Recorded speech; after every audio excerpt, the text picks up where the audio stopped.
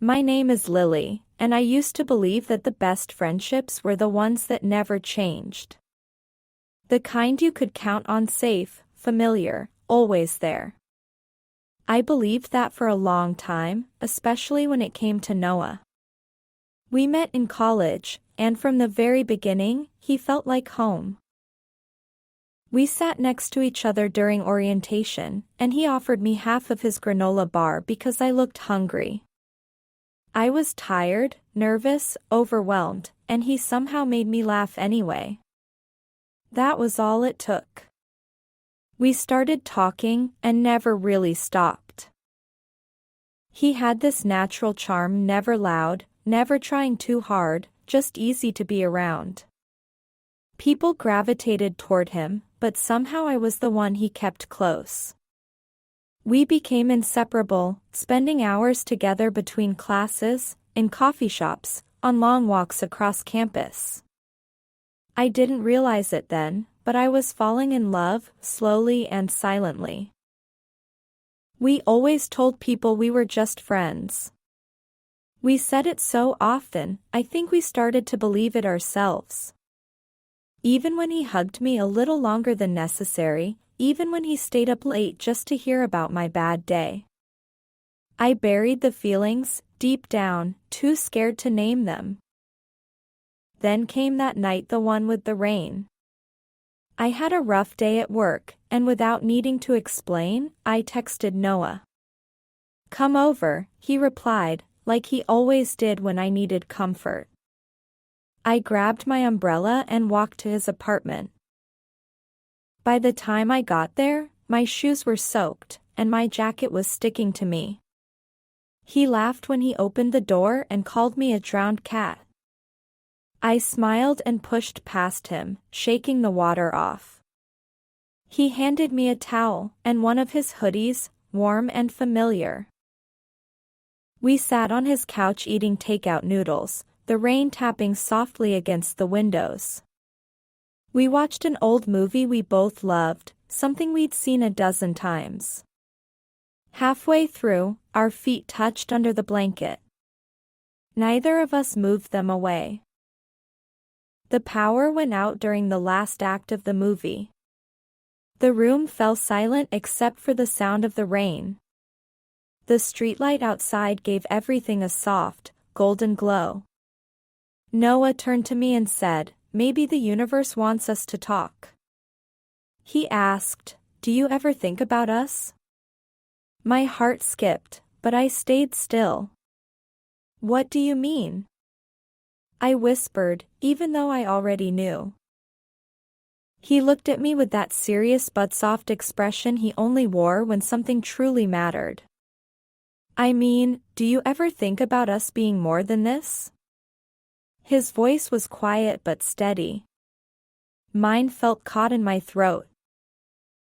I said, "Why are you asking this now?" and my voice shook.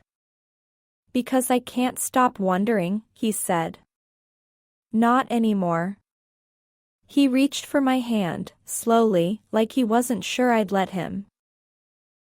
"I've felt this for a long time," he said. "I didn't want to ruin what we have."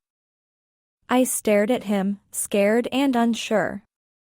"But I think I'd regret it more if I never told you." I was frozen, unsure of what to do. Then I whispered, "You're not the only one." And in that moment, something shifted between us. He leaned in and kissed me.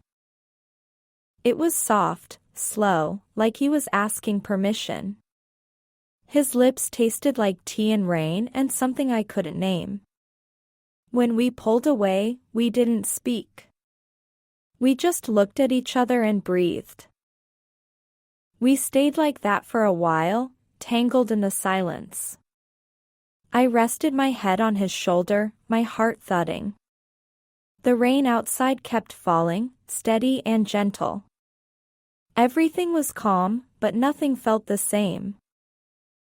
The next morning, the air was different between us.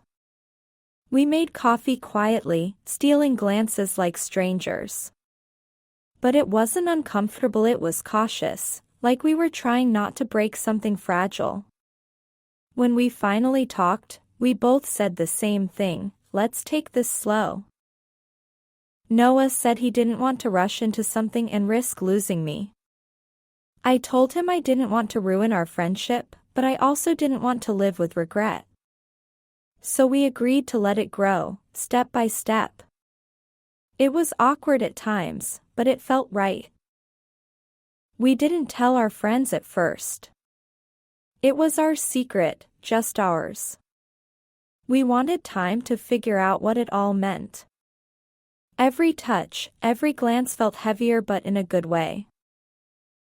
A week later, he held my hand in public for the first time.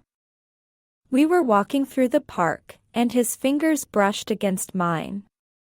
He laced them together, and I didn't pull away. It felt like breathing in for the first time. Some nights, I'd stay over, and we'd fall asleep shoulder to shoulder. It still felt like friendship, but deeper, warmer. The kind of closeness that makes you feel seen.